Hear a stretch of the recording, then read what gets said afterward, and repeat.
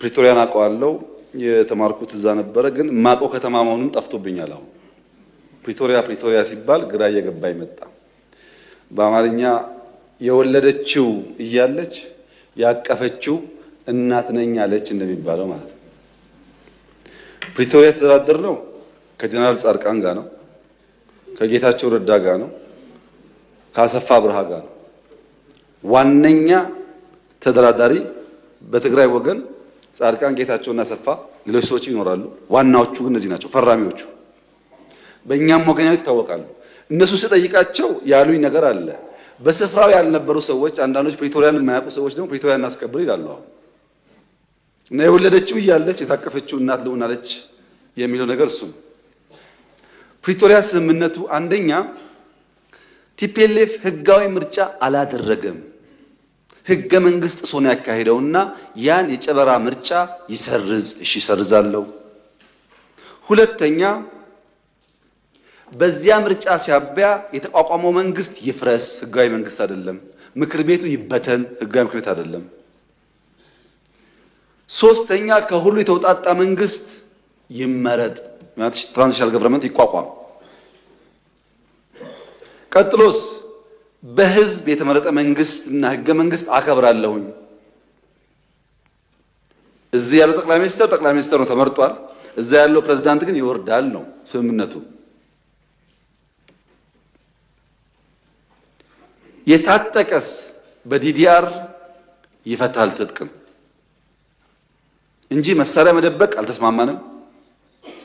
ማሰልጠን ማስመረቅ አልተስማማንም ስምምነቱ የታጠቀው ያስረክባል እንጂ መሳሪያ ደብቆ ማስቀመጥ ወይም በኮንትሮባንድ ለመውጣት መሞከር የሚል ስምምነት ላይ አልነበረም የተፈናቀሉስ ይመለሱ ወደ ቀያቸው ልክ ራያ ላይ እንደመለስ ነው ጸለምት ላይ እንደመለስ ነው ወልቃይት መመለስ አለበት ይሄ የመንግስት ጽኑ አቋም ነው ይመለሱ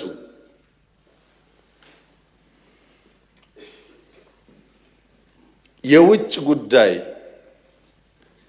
የጸጥታ የመከላከያ ጉዳይስ የፌደራል ስልጣን ነው ማን ያለው የራሱ የህወሓት ህገ መንግስት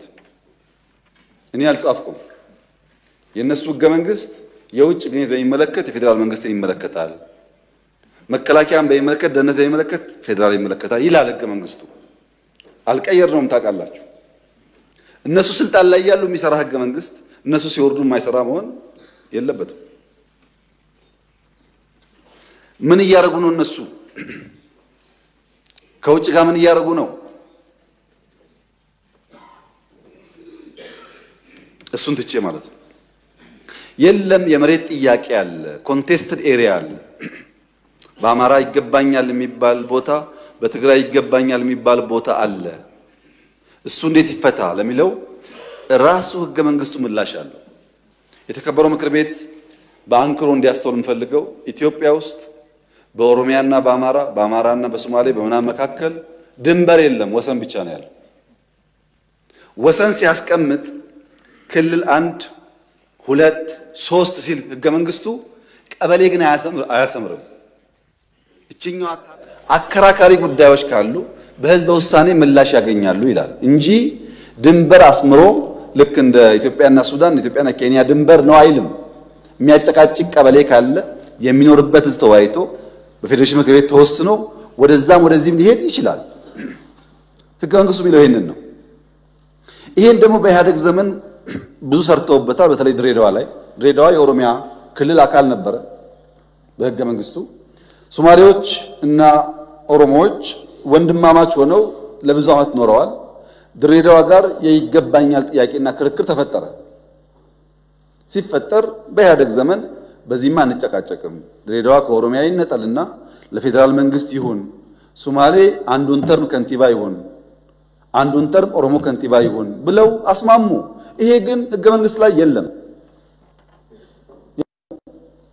ከዚያ በኋላ ድሬዳዋ ሶማሌና ኦሮሞዎች በሰላም እየኖሩ ነው በጣም ጥሩ